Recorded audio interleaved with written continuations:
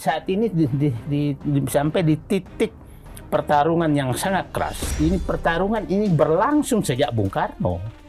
Sampai sekarang? Sampai sekarang. Sampai hari ini belum selesai? Belum selesai. Okay. Dan semua orang yang ingin, presiden yang ingin mengembalikan ke pasal konstitusi itu tumbang. Yang hampir berhasil Habibie, tapi ditumbangkan. Gus Dur juga ditumbangkan. Sekarang Pak Prabowo, apakah dia mau mengalah atau ditumbangkan atau tumbang? Itu titik kita sekarang. Yang saya takutnya ini yang melawan ini, yang menggerakkan ini adalah penikmat di pavilion. Bukan pemiliknya. Kalau Pak Prabowo waktu saya ketemu, dia menyatakan itu selama 20 tahun 15.000 triliun. 15.000 hanya under invoice. Yang saya sangat sayangkan, kabinetnya nggak menjelaskan. Nggak ada yang menjelaskan itu ya? Menjelaskan, betul. Siapa tahu memang dia pelaku.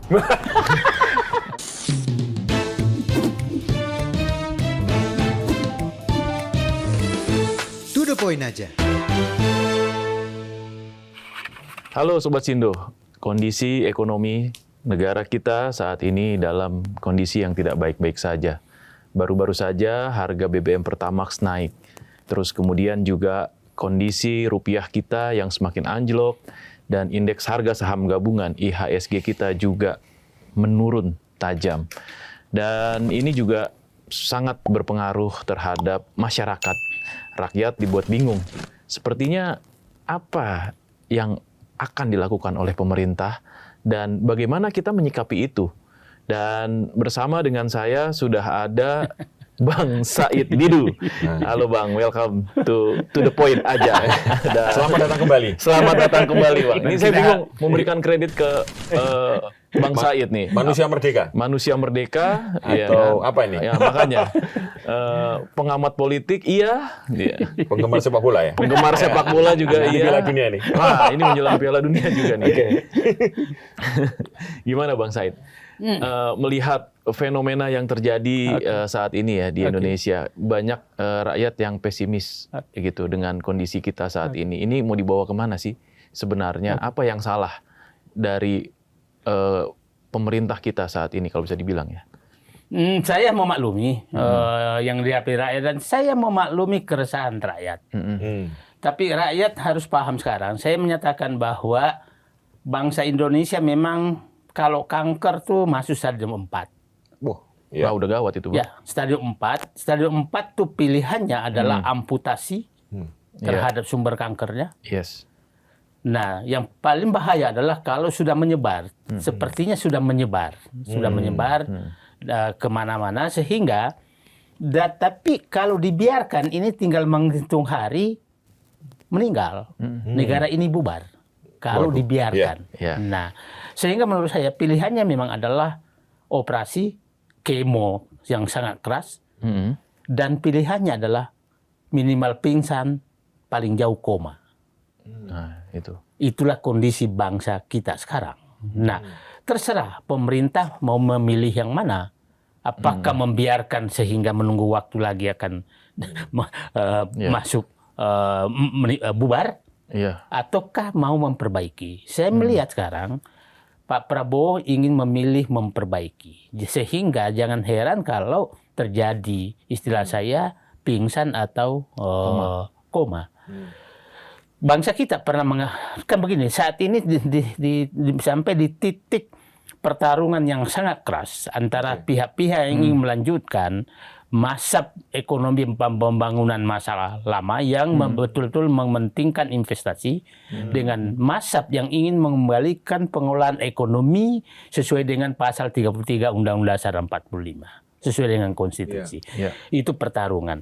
Dan ini pertarungan ini berlangsung sejak Bung Karno. Sampai sekarang? Sampai sekarang. Sampai hari ini belum selesai? Belum selesai. Dan semua orang yang ingin, presiden yang ingin mengembalikan ke pasal konstitusi itu tumbang. Semua. Bung Karno juga begitu. Pak Harto juga begitu. Pak Harto 98 jelas itu pertarungan yang sangat tinggi yang hampir berhasil Habibie tapi ditumbangkan. Gus Dur juga ditumbangkan. Nah, sekarang Pak Prabowo apakah dia mau mengalah atau ditumbangkan atau tumbang? Itu titik kita sekarang. Nah, jadi kita harus hati-hati betul, karena kalau dulu pengambilan aset negara ini masih di bawah tanah, sekarang di atas tanah sudah. Oh, Iya. Di atas tanah, di atas dan di bawah tanah itu kan rakyat juga nggak bisa ngambil batu bara, nggak bisa ngambil minyak, nggak bisa. Nah, nggak bisa ngambil hutan yang kayunya besar.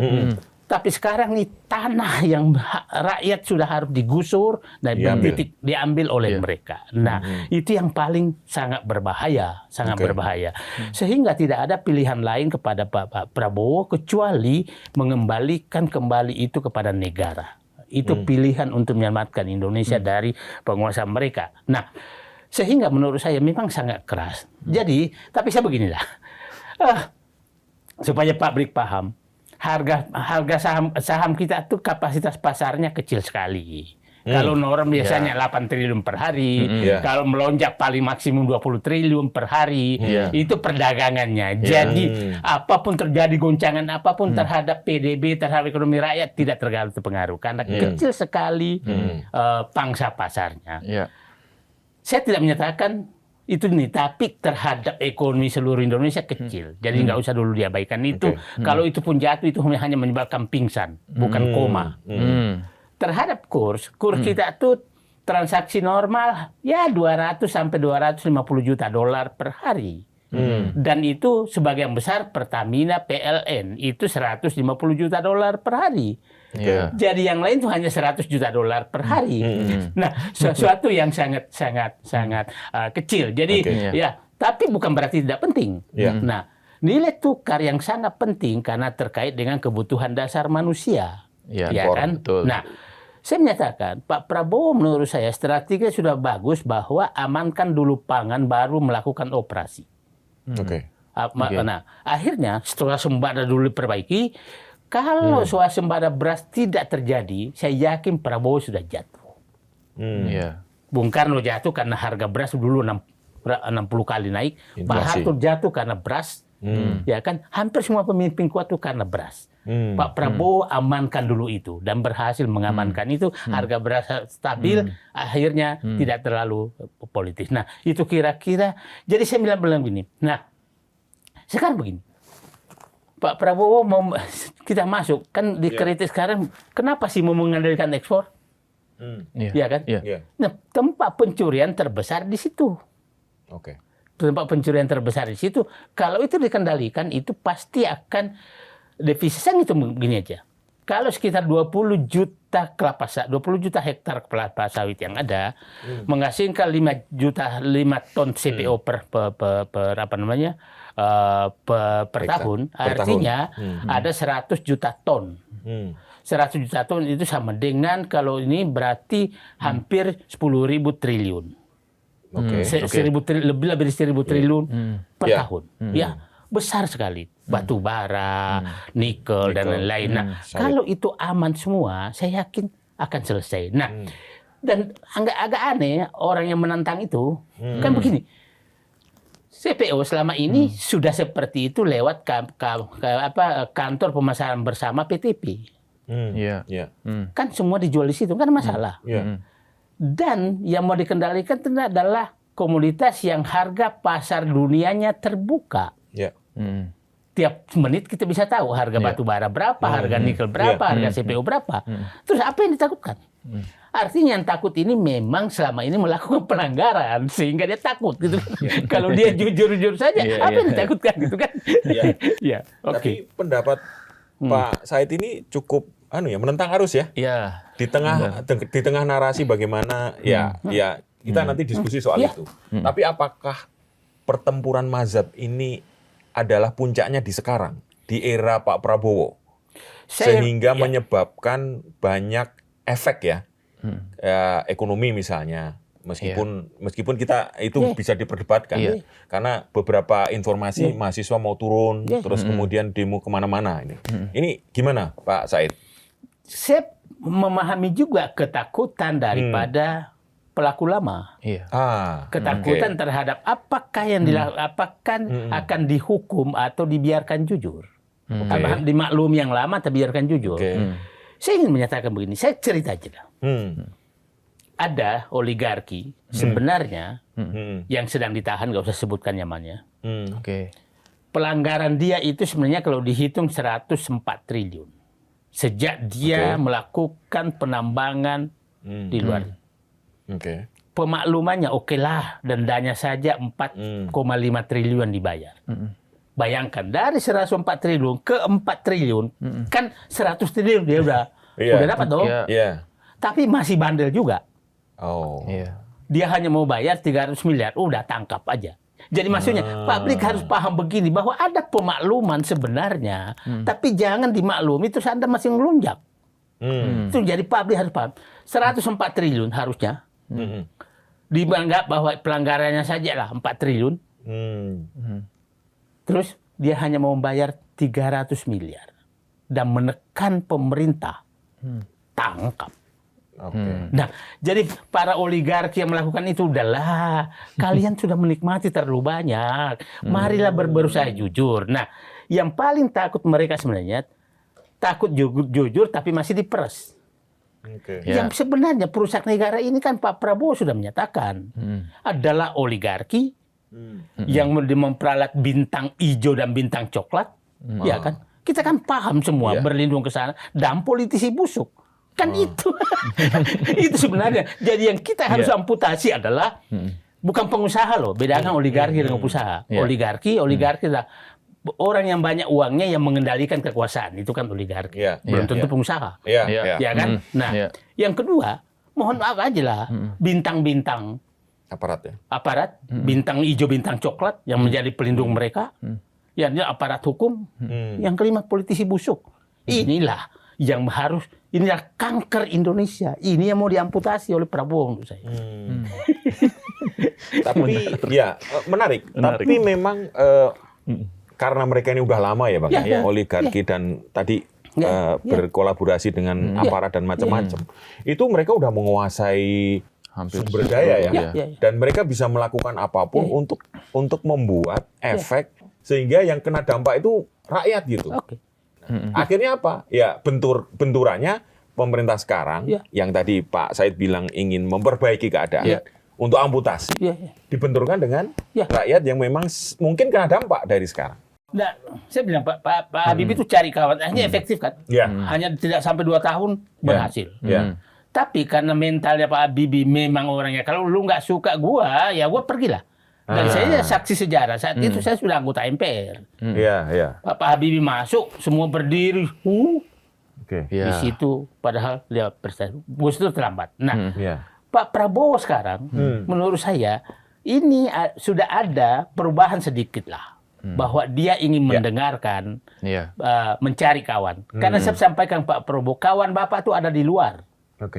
Bukan di dalam ya? Bukan di dalam. Kawan di dalam tuh adalah penikmat. Penikmat kekuasaan, bukan petarung.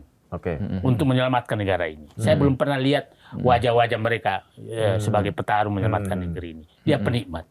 Bahkan saya menyatakan penari sorak. Dan saya takutkan Pak Prabowo itu ibarat kakek-kakek ditepukin cucunya maka berbahagia. Kenapa? Umur Pak Prabowo dengan pembantu terdekatnya Teddy dan kawan-kawan itu ibarat kakek dan cucu loh. Jauh sekali. Yang bisa dekatkan hanya Safri yang sekelas. Sangat berbeda, sangat berbeda. Dan hampir semua. Nah, saya bilang Pak Prabowo, saya akan selalu menyatakan 90% masalah Prabowo adalah karena kelakuan orang dalam. 90%. Omongan orang dalam yang bikin masalah ini, dalam masalah arogansi yang saya katakan tadi, penguasa bermental oposisi. Itu yang sangat mana. Coba lihatlah. Faktanya bahwa orang dalam merusak. BGN itu kan orang di dalam kamar tidur. Dan dikotori kamar tidurnya presiden. Betul itu. Kamar tidurnya presiden yang dilakukan oleh orang yang diizinkan masuk ke kamar tidur.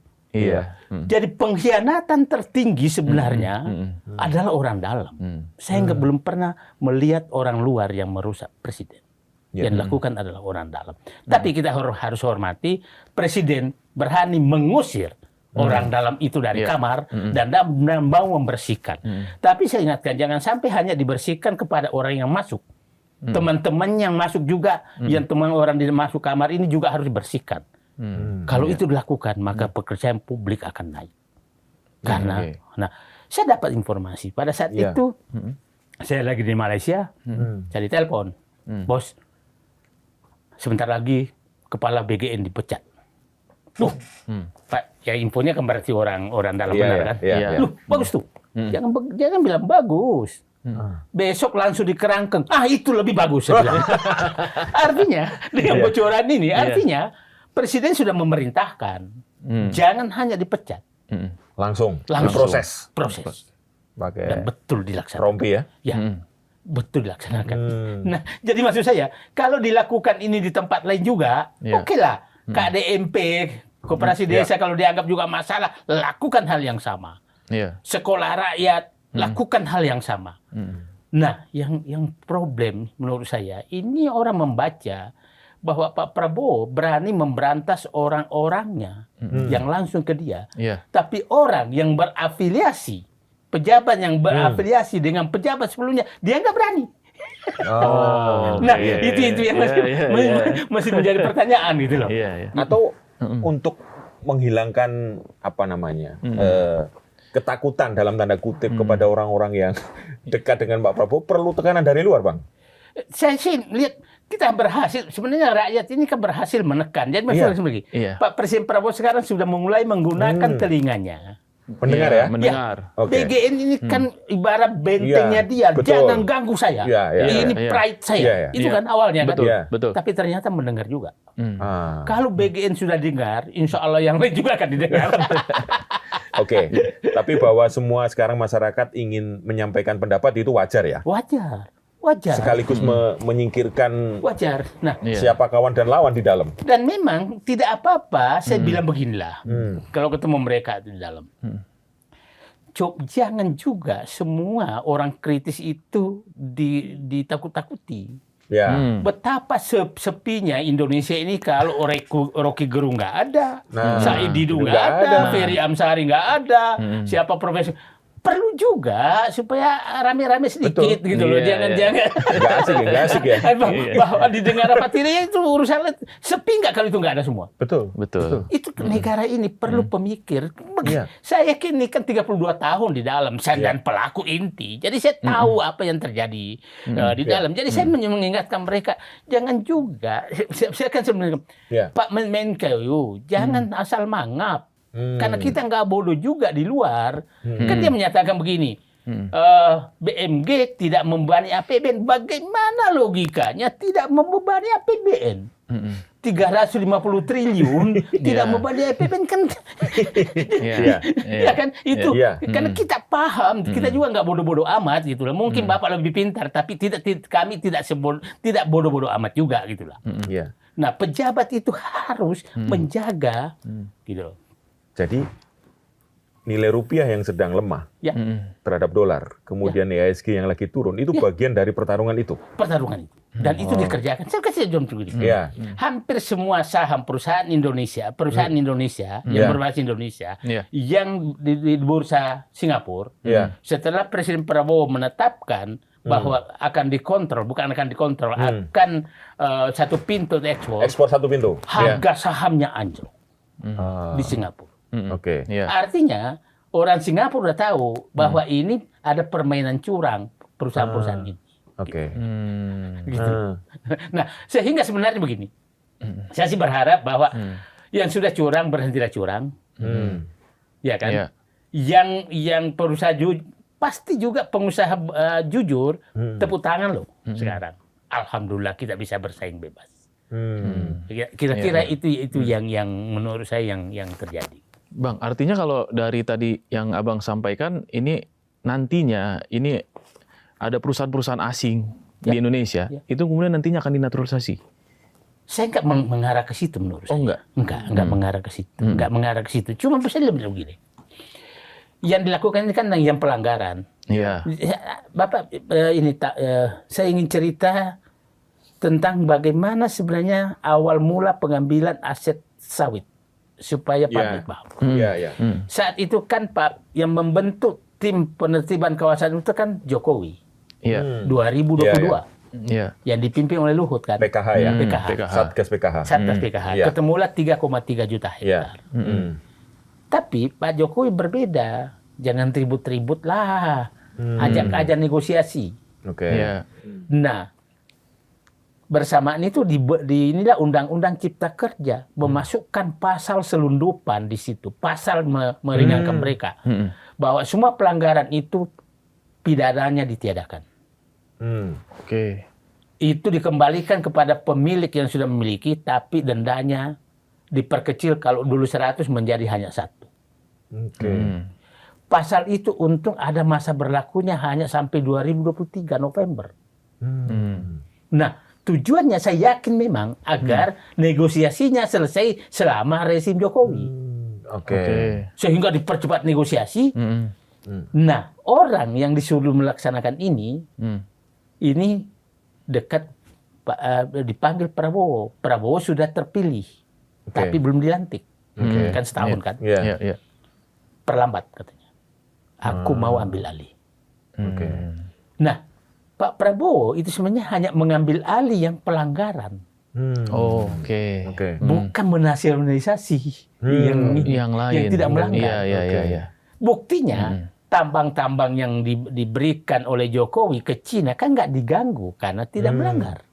Jadi ketakutan itu hanya sengaja dibikin.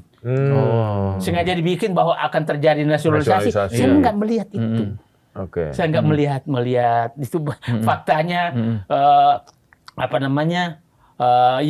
Tambang-tambang yang lain kan masih jalan. Yang ada pelanggaran itu contoh. Nah, tambang ada 4,3 juta hektar. Yang menarik itu keluar IUP-nya, tapi hutannya belum selesai.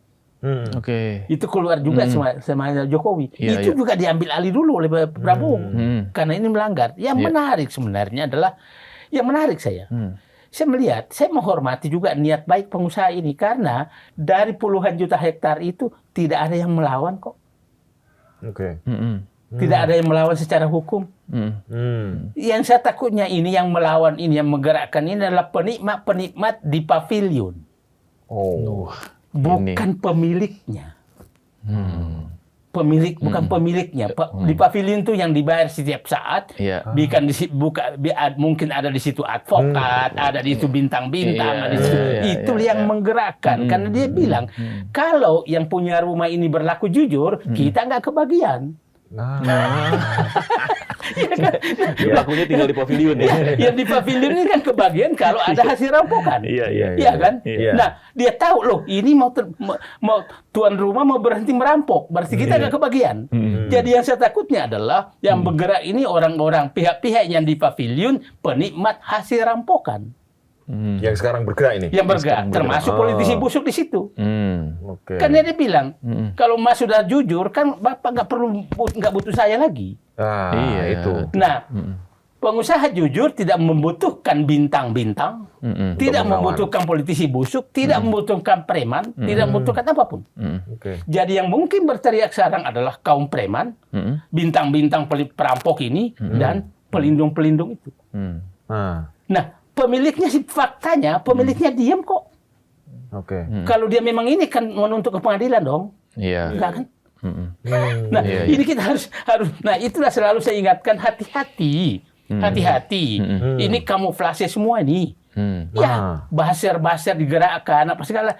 Orang butuh buzzer tuh kalau Anda orang tidak baik. Kalau Anda orang baik nggak butuh buzzer. Anda butuh bintang melindungi Anda butuh preman, Anda butuh politisi busuk, Anda butuh pengacara yang jago berteriak. Kalau Anda merampok, kalau Anda merampok, Anda nggak butuh mereka. Jadi yang saya takutkan sekarang langkah Prabowo ini adalah para penikmat hasil rampokan ini yang bergerak. menggerakkan masyarakat semangat ini. Ini yang tinggal di pavilion ini bagian dari oligarki, Bang? Ya, enggak, itu penikmat oligarki. Oligarkinya di dalam. Mungkin oligarkinya udah sadar, capek juga kita ini begini terus. Ganti pemerintah, ganti siapa lagi disogok, ganti Kapolri siapa lagi disogok, ganti jaksa siapa lagi disogok, kan capek. Capek juga mereka ya. Sementara sogokan itu kan begini, sogokan itu akumulasi naik terus. Karena yang penerima lama nggak mungkin diputus. Jadi begini, Kapolda udah dapat, ganti Kapolda harus Kapolda baru dapat. Ini nggak bisa dinolkan. Jadi akumulasi naik terus, akumulasi biayanya makin mahal. Makin naik. Makin mahal. Iya. Nah, mungkin juga mereka menyadari iya saatnya kita berhenti. Nah, akhirnya kalau mereka itu merasa terganggu, dia gerakkan dong. Dia gerak. Nah, mencoba kemarin menggerakkan harga saham rupiah, saya menyatakan abaikan itu, karena itu hanya menyebabkan kita pingsan, bukan koma. Tapi kalau diteruskan kita akan koma. Udah abaikan aja dulu. Akhirnya 2 hari ini kan udah mulai naik, udah mulai stabil. Ini nggak apa-apa. Nggak apa-apa. Itu mekanisme normal. Enggak, itu intervensi yakin. Intervensi ya? Intervensi. Tapi berapa sih kemampuan intervensi juga mereka gitu dah. Nah, sekarang jadi publik harus paham bahwa saya punya keyakinan semua pengusaha ingin jujur. Saya begini, saya ketemu pengusaha tambang, banyak pengusaha tambang ketemu saya dulu. Dia bilang begini, Pak, sebenarnya kami ini capek diperas mulai dari RT, RW sampai pusat. Kalau Pak Presiden berani menghentikan semua ini, maka sebenarnya menaikkan pendapatan 30% dari tambang itu nggak masalah. 30% ya? 30%. Pajaknya dinaikkan nggak masalah. Yang penting udah bersih semua ini sogokan. Pungli hilang ya. Yang penting satu pintu ya. Satu pintu. Pemerintah yang langsung. Negara yang melindungi mereka. Jadi dulu Pak Said Didu di sini di podcast juga mengatakan ada 7.000 triliun yang di luar tidak masuk sistem. Kira-kira itu bagian dari ini nggak? Bagian dari ini semua. Yang mau dikumpulin di ekspor satu pintu itu. Yang saya enggak, bukan ya itu lain itu. Lain. Nah, gimana berarti? Ini kan yang 7.000 triliun perkiraan saya itu judi online. Judi online. Narkoba, penyelundupan. Nah, baru satu lain ini, penyelundupan masuk sini. Baru satu ya? Baru satu. Narkoba enggak. Judi online. Kan kita lihatlah bahwa tanda banyaknya uang tidak masuk sistem, hampir semua yang ditangkap oleh penegak hukum itu kumpulan dolar dan emas di rumahnya. Artinya itu tidak masuk sistem kan? Tidak berputar. Coba waktu Sambo ditangkap berapa? Ya kan itu kan judi online. Nah itu berputar di luar sistem. Nah kalau Pak pernah, yang saya melihat begini, Pak Prabowo ini saya tanda tanya, kenapa judi online belum keras? Ini belum keras dia. Oh itu belum ya? Yang judi online belum keras. Nanti pada gilirannya ada di situ. Saya berharap. Saya berharap masuk Pak Prabowo di situ. Itu. Nah, Pak Prabowo menurut saya untuk menghindari keresahan, ini kan masyarakat lagi susah sekali. Akhirnya masuk kepada pinjol kan. Benar. Pinjol udah mendekati 150 triliun. Itu bom meledak. Menurut saya Pak Prabowo harus mengendalikan. Pinjol ya Pak? Iya, harus mengawasi betul pinjol ini, jangan terlalu bebas. Berarti kalau bagian dari yang satu tadi yang sekarang sedang ditangani oleh Pak Prabowo ya, dengan ekspor satu pintu, underpricing sama under invoicing. Itu sebenarnya berapa sih Pak nilainya kalau Pak Said Didu? Kalau Pak Prabowo waktu saya ketemu dia menyatakan itu selama 20 tahun 15.000 triliun. 15.000 triliun. Hanya under invoice. Under invoicing. Hanya under invoice. Nah, padahal ada 5 pelanggaran di situ. Nah, pengendalian ini ada 5 pelanggaran loh yang mau dikendalikan. Under invoice, transfer pricing. Transfer pricing. Transfer pricing itu contoh beginilah. Gimana itu Pak? Gampangnya Pak? Contohnya begini. Saya dapat info. Pabrik pulp di Indonesia yang terbesar itu punya anak perusahaan di Taiwan. Laporan ekspor ke Taiwan itu adalah serbuk kayu. Padahal yang diekspor adalah pulp. Artinya pajaknya turun kan? Oh iya, karena harganya lebih murah. Itu kan transfer price. Nah, terus di sana sudah lain jenis. Ya, bukan ini kode ekspor ini. Kodenya kode ekspor yang dirubah. Ini kode ekspor. CPO yang diekspor dia dinamakan POME. POME itu limbah. Ini kan pengubahan kode ekspor. Nah, itu yang kedua. Yang ketiga transfer pricing, ya harga 100 di sini laporkan di sana 50. 50 di sini padahal harga 100 itu apa namanya transfer pricing. Ya, ini kalau under invoice ke negara ke perusahaan lain bebas tapi nah ini hampir Singapura semua. Yang ketiga penyelundupan.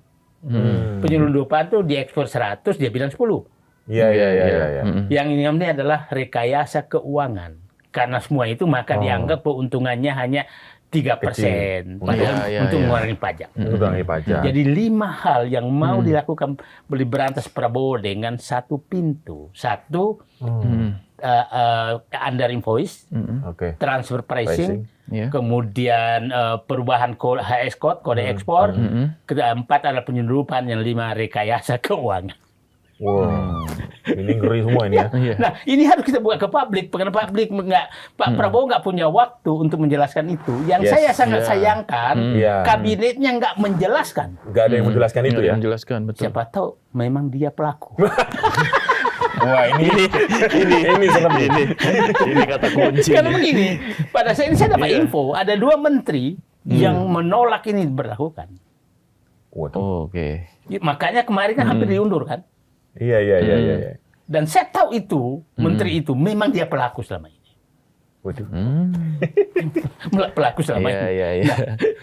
Berarti selama ini Pak Prabowo katanya mendapat laporan justru dari tempat negara yang mengimpor barang dari kita. Iya. Dari luar. Bahwa itu kok catatannya segini gitu. India, Amerika gitu ya. Waktu saya ketemu dia menyatakan, saya kan tanya, Pak, datanya dari mana Bapak dapat? Ya ini setelah saya presiden baru bisa dapat.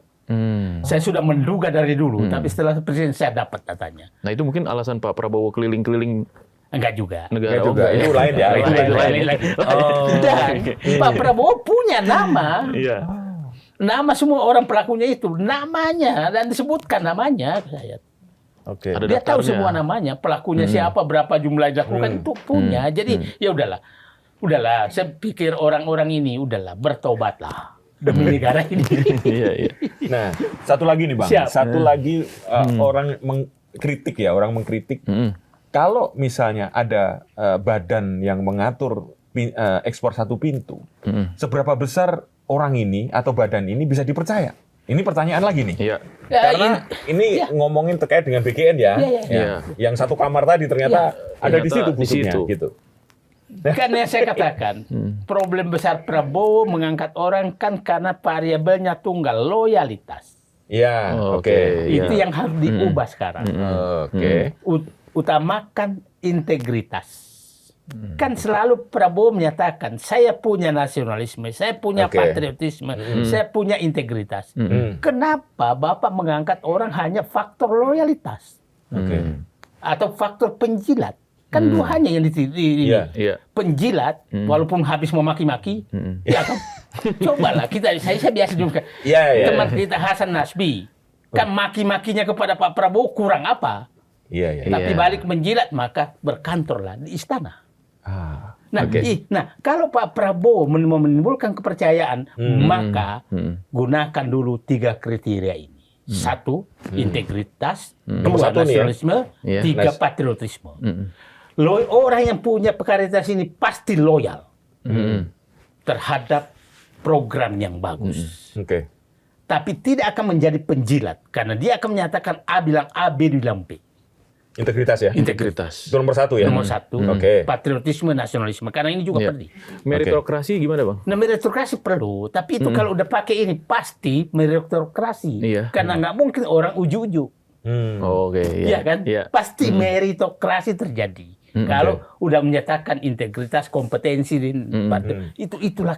Nah, kalau Pak Presiden mengangkat orang-orang seperti itu, maka publik akan percaya.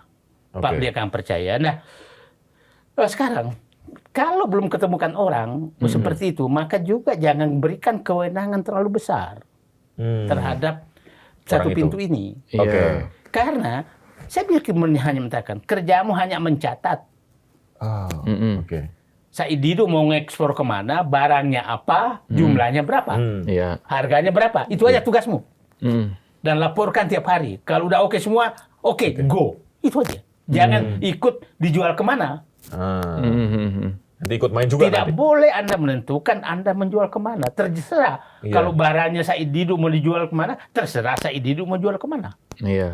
Harga tidak boleh jauh terlalu rendah dari harga internasional. Karena hampir semua komoditas yang mau dikontrol ini, harganya bisa kita cek setiap saat. Harga CPO kan tiap hari kita bisa tahu. Betul. Harga internasional ya. Harga internasional. Jadi tidak ada masalah tentang harga. Tapi jangan ikut cawe-cawe. Siapa tuh ikut cawe-cawe juga. Pakai kapal si A. Ya kan pakai bank si B. Harus jual kemana? Itu nggak boleh.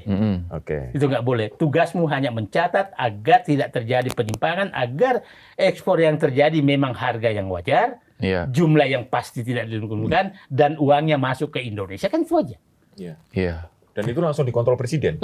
Tidak perlu. Kan saya begini. Kita punya udah lama puluhan tahun namanya Kantor Pemasaran Bersama CPO.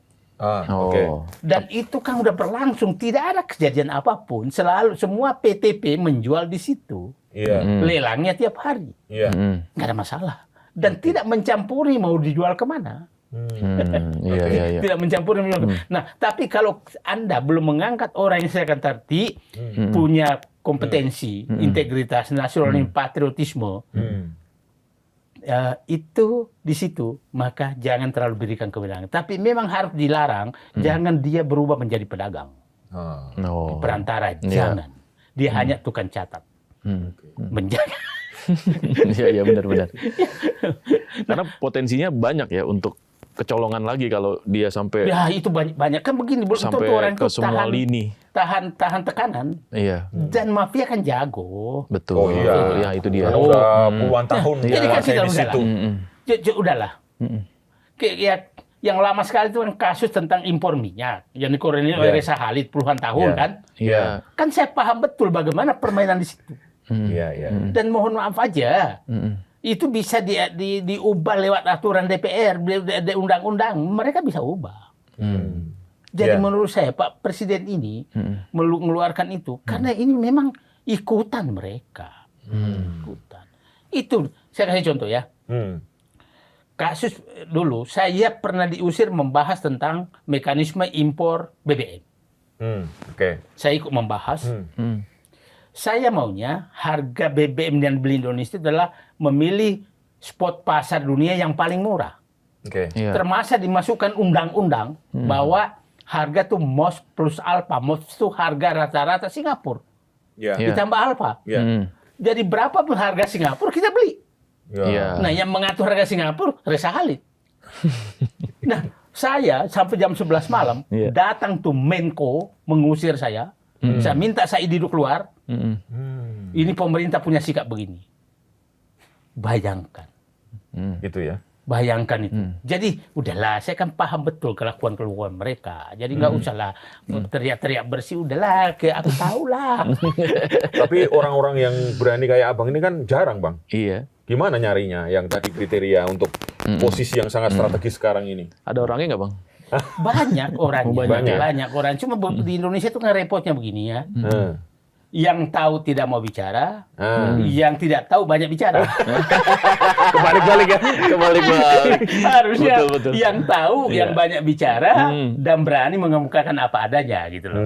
Dan jangan orang itu dikriminalisasi, diapa-apain. Ya kalau saya sih memang udah cuek aja, terserah aja. Udah lillahi ta'ala ini kalau Bang Said ya.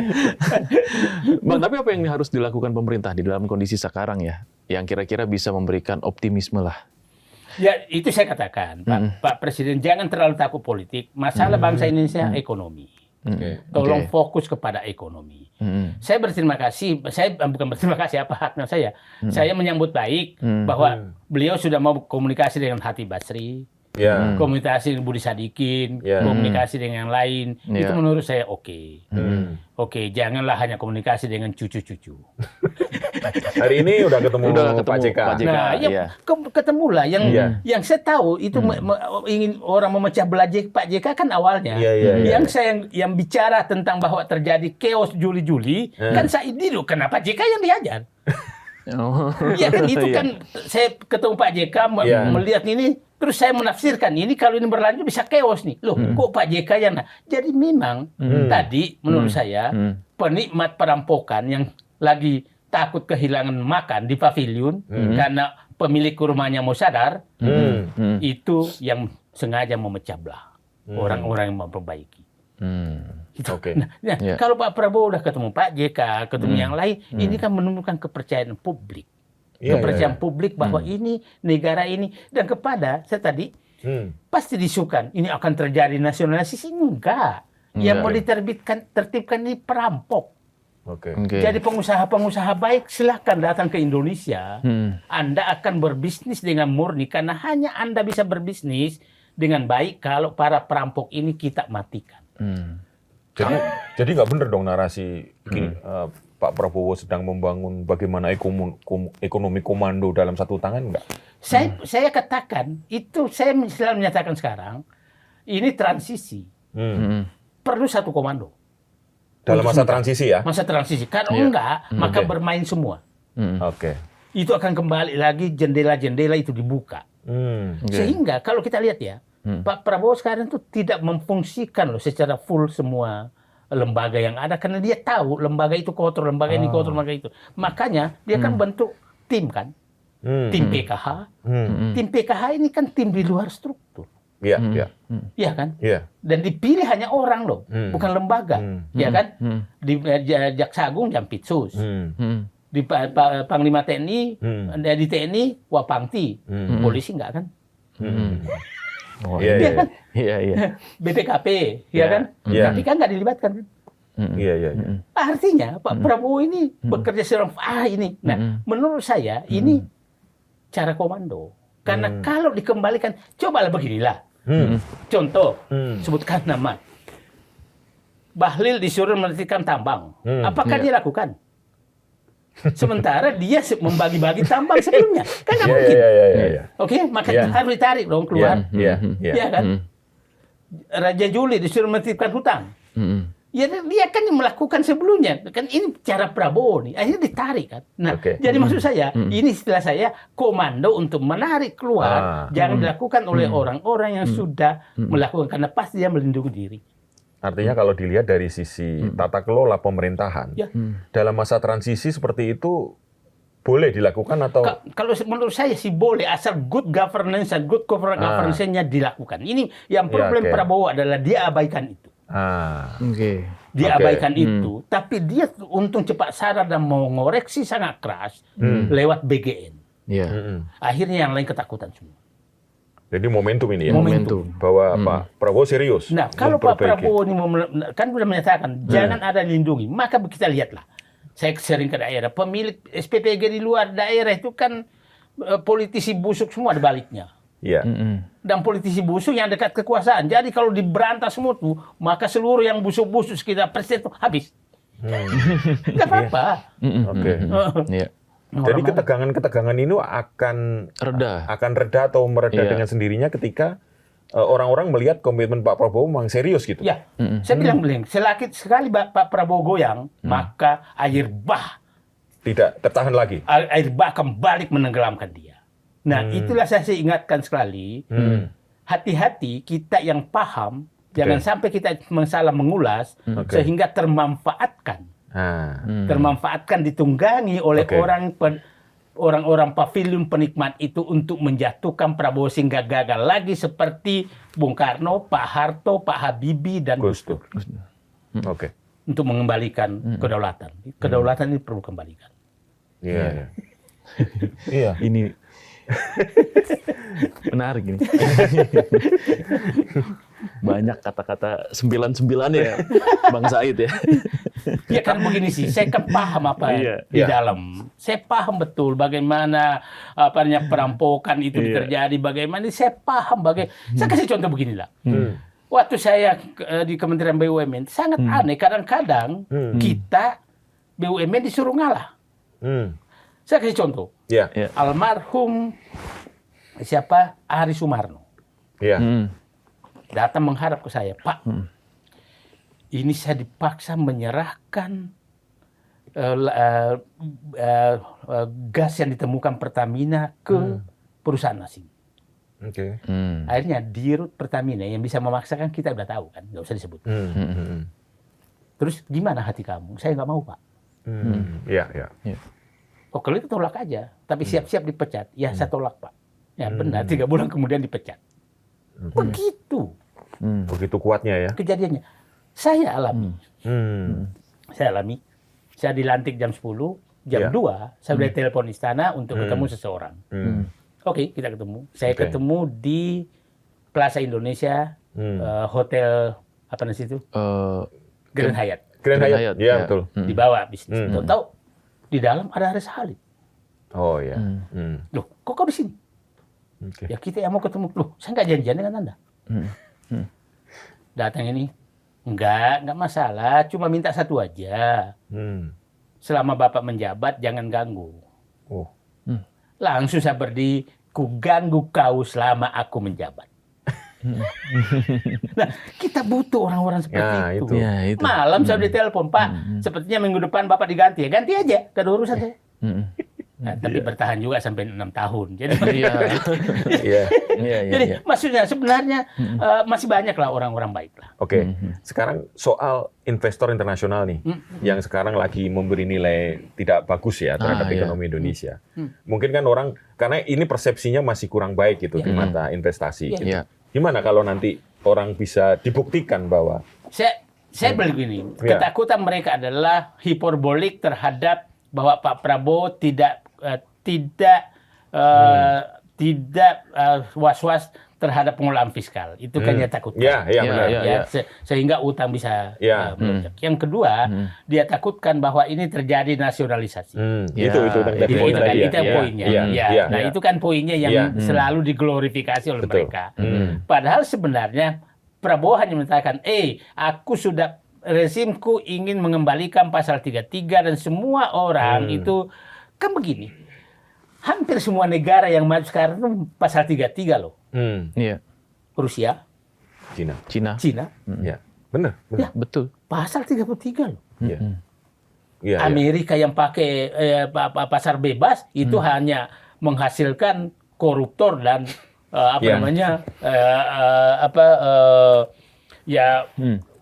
menghasilkan pemimpin seperti itu. Nah, ini 2 negara yang kita anggap komunis, itu pasal 33 semua. Dan bisnisnya oke, ininya oke, semua oke gitu loh. Nah, saya pikir ini adalah glorifikasi yang ini. Dan saya pikir mereka semakin paham bahwa ternyata kan hanya 2 hal mereka takut. 1, bahwa ini terjadi nasionalisasi. 2 adalah ini orang ini ugal-ugalan terhadap fiskal. Kan itu aja yang dia takutkan. Dan saya pikir mereka menyatakan kan begini, perusahaan asing di Indonesia itu kan sebagian besar itu masuk lewat pintu lain bukan langsung, kecuali yang lama. Artinya dia harus masuk lewat perusahaan Cina juga masuk lewat oligarki kan. Iya kan. Nah, sepertinya kalau mau langsung aja, nggak usah oligarki. Nah, sepertinya nanti mungkin saya perkirakan ini sudah puncak daripada kekhawatiran dan mulai turun.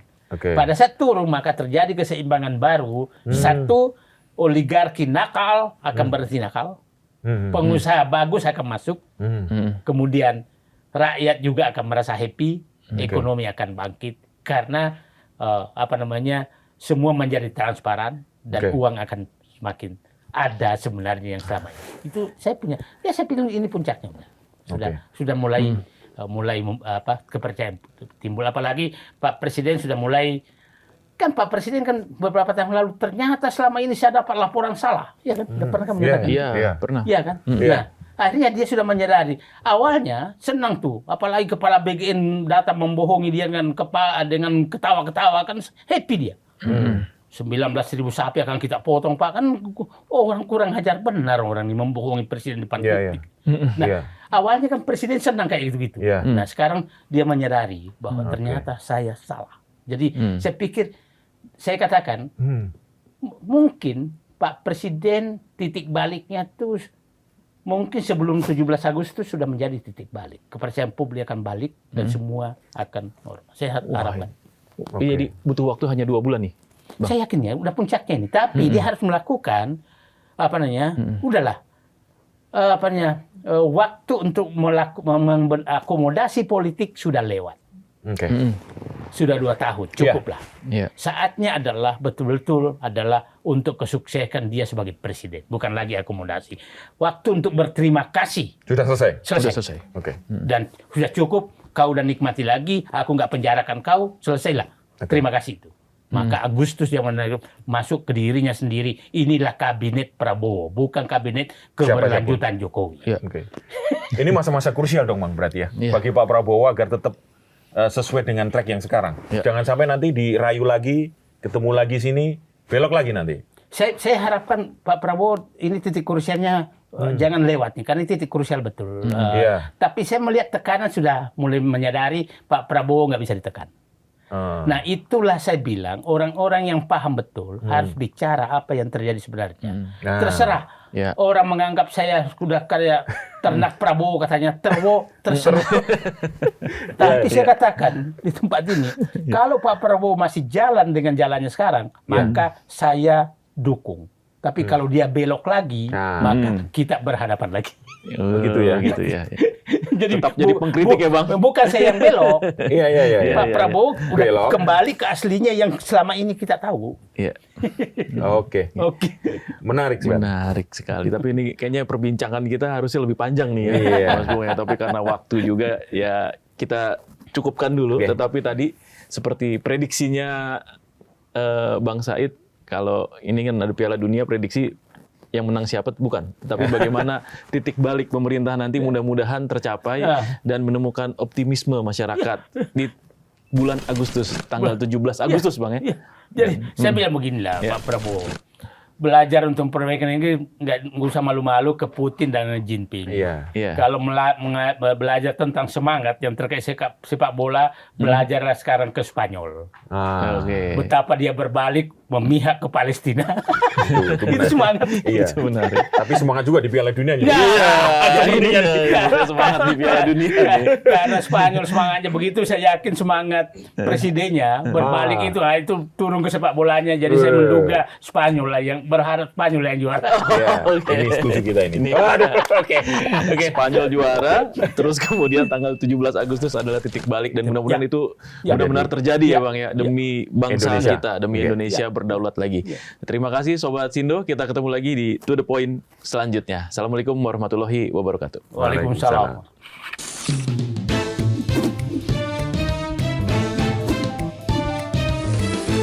To the point aja.